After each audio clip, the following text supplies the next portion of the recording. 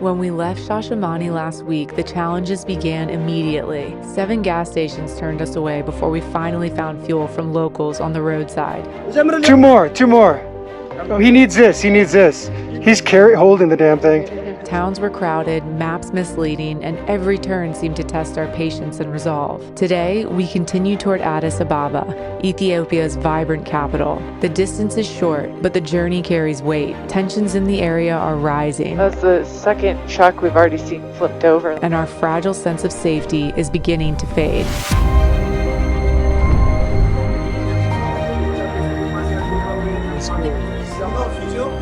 You guys are gonna watch us until we leave? I think everyone's gonna watch us until we leave. We got quite the crowd. Ooh, there's some tips. Alright, I got it rolling any day now, hon.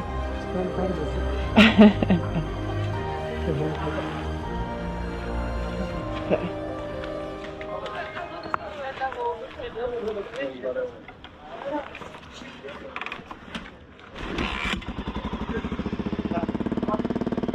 I'm a sing along. Oh no. Just get off the bike and do the sidekick, hon. Here, you hold it. I'll just do it. So you give it some gas. No. No. Got it?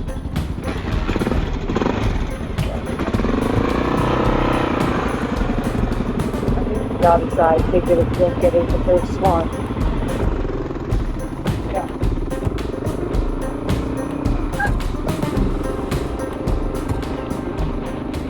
Okay, well, we're back on the road leaving Boo Town. Bowie, I guess. Maybe it's just Boo. And we've got only like 120 kilometers to Addis, but I think there's a lot of traffic, so it takes a while coming into town. We mostly just had coffee and tea for breakfast. Actually, Ethan had some eggs. I'm still minimal on the food intake.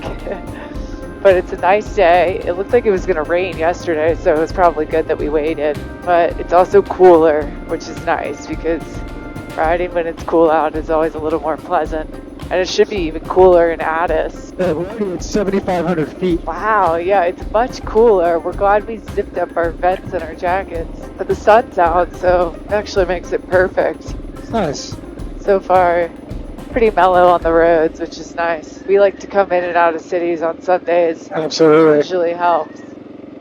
As we left Bowie, the road felt unusually quiet. The silence wasn't peaceful, it carried weight. Soon, we began passing the wreckage of burned trucks and buses, stark reminders of clashes that had erupted along this route not long before. For months, militants had targeted vehicles, ambushed drivers, and disrupted travel towards Addis Ababa. Most of these attacks were attributed to the Oromo Liberation Army, locked in a long-standing conflict with federal forces. The landscape itself was deceptive.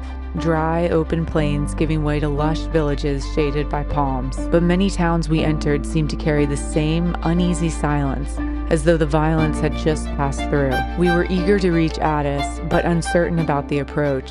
Tension hung in the air, political factions clashed, and disputes over territory, identity, and Ethiopia's access to the sea spilled into everyday life. Only a few days after we reached the capital, checkpoints had sprung up, sealing the perimeter and restricting movement as authorities worked to contain the unrest. It wasn't until we spoke with people in Addis that we learned just how close we had come to the violence. The town we had ridden through only a day before had seen deadly protests and attacks. Oh, wow.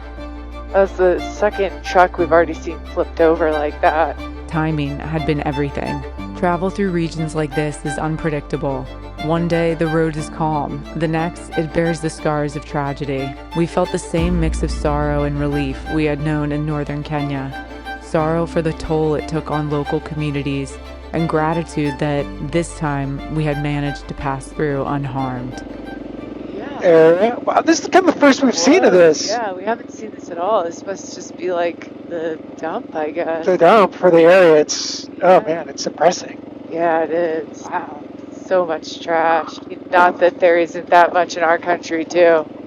It's just not like out in the open, yeah. We just hide it better. We have to do some research about the recycling here. It seems that they actually recycled more than I would have thought, considering those trucks that we saw. Yeah, totally.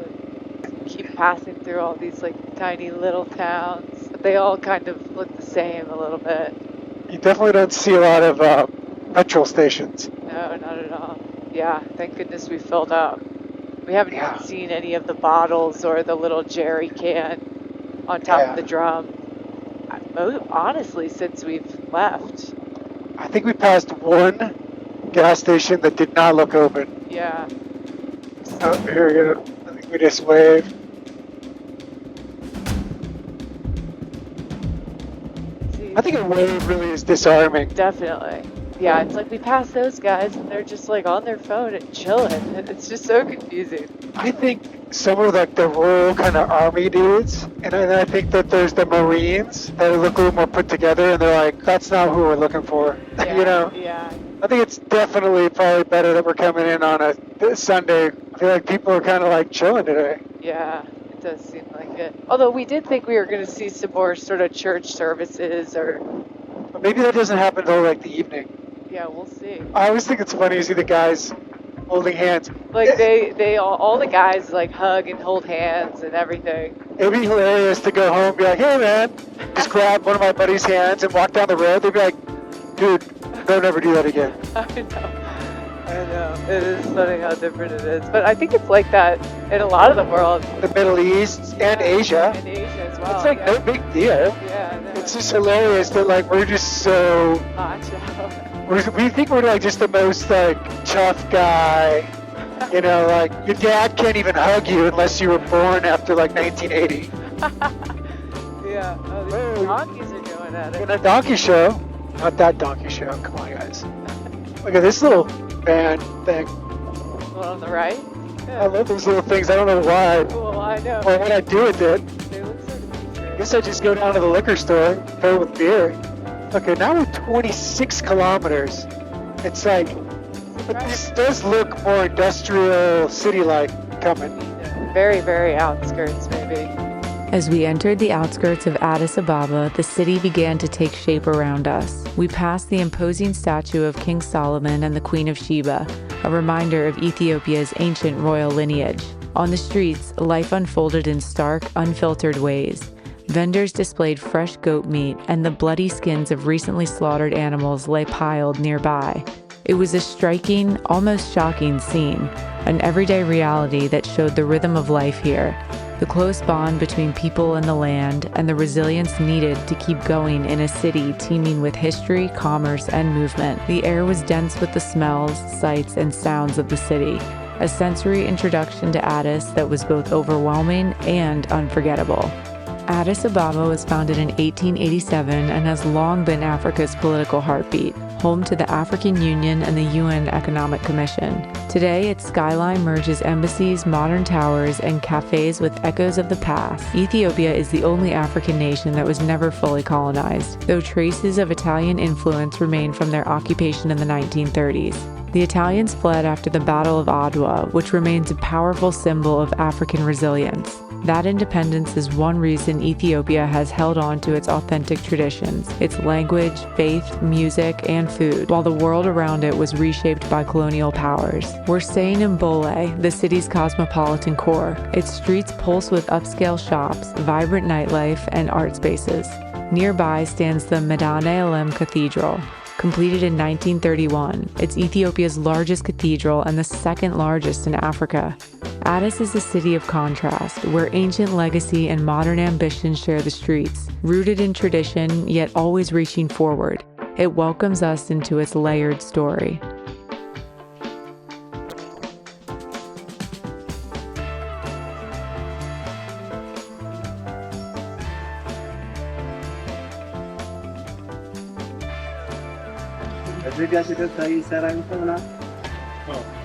Yeah. Yeah. We made it. We have to make sure we have a room. Yeah, we'll leave for now. We'll come back. We'll come back. Thank you. Looks like a cool spot. You go first.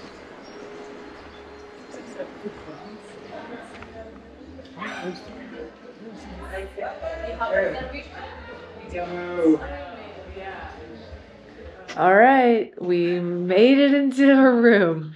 We actually got the last available room and it was only twin beds, so sleeping separate.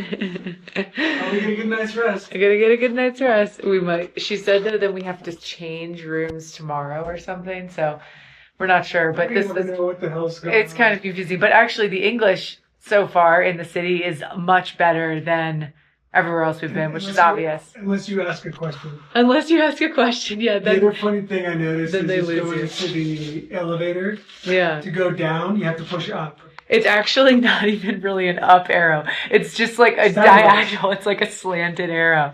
So it's funny.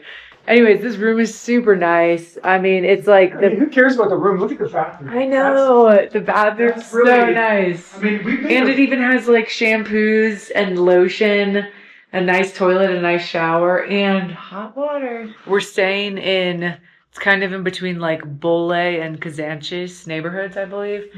But it's supposedly supposed to be kind of like a nice area, so it'll be easy to walk around and stuff. And There's a the girl bikes- standing out right by our bike. yeah, there's a guard watching the bikes 24/7, so we actually just have them parked out front. But yeah, this is gonna be a good place to kind of post up and regroup. We have to figure out our Somaliland visas.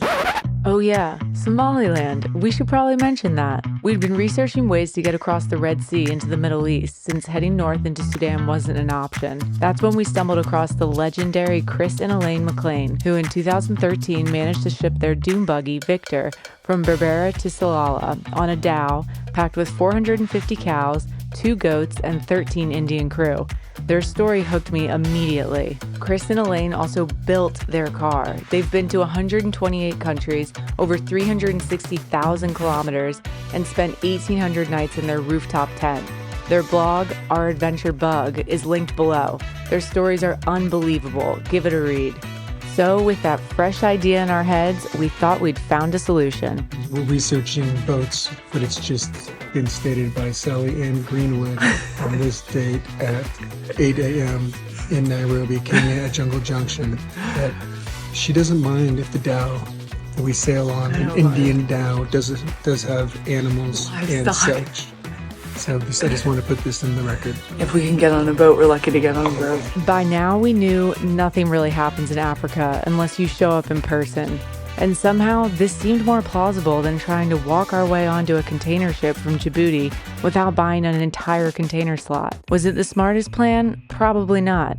Was it the most adventurous? Absolutely. Now back to the Hotel Lobelia. Our vehicle permits for Somaliland. And our extensions here. And extend our Ethiopian visas. So we have a lot of paperwork to do and get done. So we'll probably be here for 5 or 6 days sorting that all out. Nice because it's like early afternoon, so we have the rest of the day. Sure. So we'll probably shower and go explore a little. Hey babe, what do you think about the new room? What? What do you think about our new room?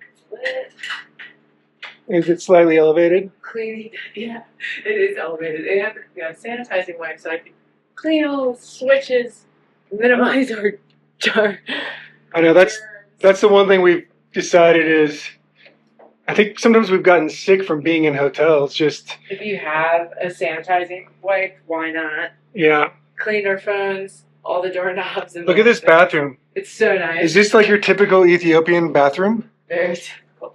Look at the shower head. It's not typical, people. It's amazing.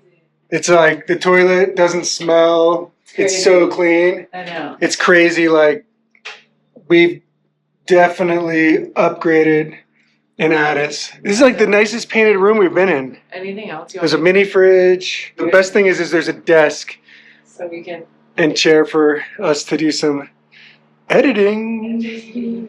We just got done with breakfast, and it's great breakfast here. What I had like a chapati with tuna and some chilies in it, and that was delicious. Some French toast. Anyhow, we did meet up with this runner that's going from Cape to Cairo, trying to set a Guinness record, and that was pretty interesting last night. He kind of clued us into the challenges of extending our visa in Ethiopia. Ethan's coffee intake was minimal this morning, so I'll sum this up quick. To extend your visa here, you have to first stand in line for hours just to get an appointment. You need a fixer to translate and navigate the bureaucracy, and even then, Keith and his fixer had to go back 3 days in a row because of paperwork delays and red tape. And with the unrest in the country, there's always the chance you'll get denied. Instead of wasting days and rolling the dice, we decided to skip the extension, get our Somaliland visas, and head east. After we made the decision and got our Somaliland visas, we finally began to relax and enjoy the best of Addis. Our first surprise was being invited to a diplomatic celebration on the top floor of our hotel. We couldn't figure out exactly what it was for, but the food was incredible and everyone was warm and welcoming. The next morning, we wandered through Kazanchis. We're amazed by these handmade stairs for this construction site. I mean, they're like so narrow. It's almost like a ramp, like a wooden ramp. That's not OSHA approved. It's pretty cool. We exchanged money on the black market, explored artisan shops, and then made our way to the oldest cafe in town for a slice of Addis history. Okay, so we're at Tamoka Coffee Place, which is apparently the oldest, or one of the oldest coffee places in Addis. It's the original location. It's super cool. Looks pretty awesome. They're making our coffee back here. There's all this really cool coffee and the beans. They're super happy. Cheers, it. It's good. Delicious. Might need a little sugar. Really?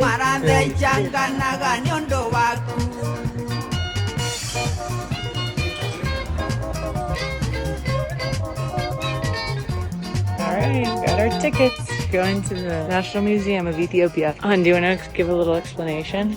I don't really know anything about this place, but Okay. sure. Any national museum is usually based on a lot of the natural stuff around the nation of It has whatever country. it has some of the oldest hominids in the world. Oh, So that's right. Lucy's there. the Lucy Yeah. skeleton is here. So I that's wanted to exciting. see Lucy yesterday, but I kind of had a little bit of food sickness, so then I decided I didn't want to see a decomposed body. Yeah. So we're here today. I think that's. Doesn't that look like Haile Yeah. Selassie? The National Museum of Ethiopia, established in 1944, stands as a guardian of the country's rich and diverse history. As we wandered through its halls, we were immediately drawn to the ancient relics of a time long past, skulls of prehistoric animals, 3.4 million year old saber-toothed tiger femur. inscribed stones bearing the marks of early civilizations, I mean, that's very defined for so long ago. and countless artifacts that tell stories of Ethiopia's extraordinary heritage. So this is a hippo ancestor skull, and then this is a pygmy hippo skull. And it says that the hippos need a lot of water, and it's so dry around this area, so over time they evolved into be a lot smaller hippos, which is why Ethiopia has the pygmy hippos, which we haven't seen yet. This is a male and a female of some of the first ancient human ancestors. Okay, here's Lucy. Pretty iconic. One of the most awe-inspiring exhibits is the famous skeleton of Lucy, discovered in 1974 in the Afar region of Ethiopia. Lucy is estimated to be about 3.2 million years old and belongs to the species Australopithecus afarensis. She stood just over 3 feet tall and walked upright, offering crucial insight into human evolution. Her discovery helped scientists understand how early hominids moved, lived, and adapted, making Lucy a cornerstone in the story of humanity. Here's the actual reconstruction of her. To me, she kind of looks the size of some of the smaller women that I saw walking around in the Andes. Yeah, tiny. She's also an adolescent. Oh, that's right. Yeah. This is kind of what Sal looks like after we go camping for a few weeks. You can tell by her stance that she definitely knew how to party for her day. Definitely down to party. These are probably the first lawn ornaments in the history of the world. The original lawn gnome. They're always missing their nose. If you could go back in time, I would definitely tell them a little more attention to the nose. You want to strengthen up that nose feature because they tend to fall off. I mean, they could definitely carve better than I could now. I can't believe this stuff's just sitting out. It's just not protected at all. Some of this pottery doesn't look a whole lot different than some of the gourds we've used, drinking with the Hammer tribe, or even drinking the coffee here for that matter. It doesn't look like it's changed that much. I feel like everybody in ancient times was creative. What struck us most was the sense that in ancient times, everyone was an artist. Creativity was part of daily life. People made what they needed with their own hands. There was no division of labor as we know it today. Everyone contributed, and we found that deeply inspiring and a reminder of the creativity within us all. These are some cool rings. You can reproduce these and sell them at a Renaissance fair. Probably do pretty dang good. They're called identity marks. They're identity marks, she says. They're mostly found in tombs. This is the first king in Davis to mint coins. I'd say they're pretty darn cool. Some of these coins are thousands of years old. That's awesome. Like, Wow, they're so detailed. these top coins are over 2,000 years old. The ones on the top here, How tiny they are. yeah, they're smaller than our dime, but they're 300 AD. Wow. 250 to 300.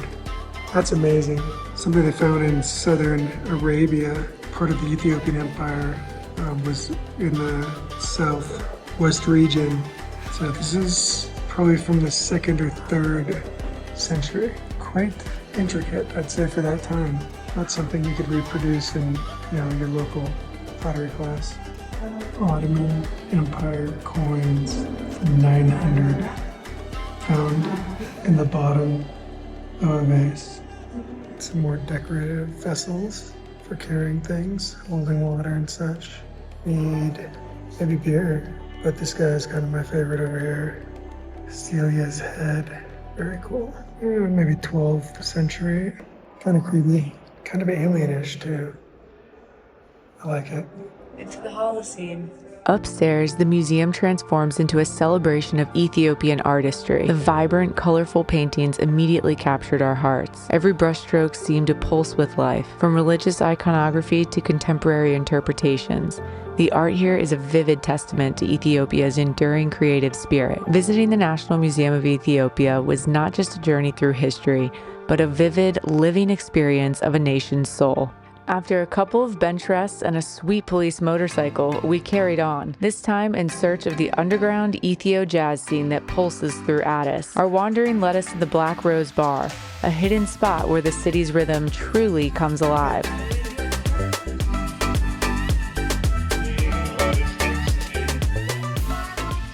We're not allowed to film in here, so we're being very pineapple martini, which is delicious. I got an old fashioned. It's very good. After our refreshments, we headed to meet Adam for Tej, a homemade honey wine that's been enjoyed in Ethiopia for over 2,000 years. Traditionally brewed in small batches with gesho leaves, it's a drink tied to celebration and community. Adam helped us navigate the paperwork and regulations to get our motorcycles into the country, a monumental feat we could not have done without him. We also met up with 2 Norwegian cyclists we'd met in town, and together we enjoyed the Tej and shared stories. We're at the Tej. We got our friends from Norway. They biked down here. All right, let's see how this. The Tej was incredible. Sour, sweet, and delightfully fragrant. After good conversations and helping each other route plan, we made our way back into the streets of Addis, found some fantastic food, and called it a night.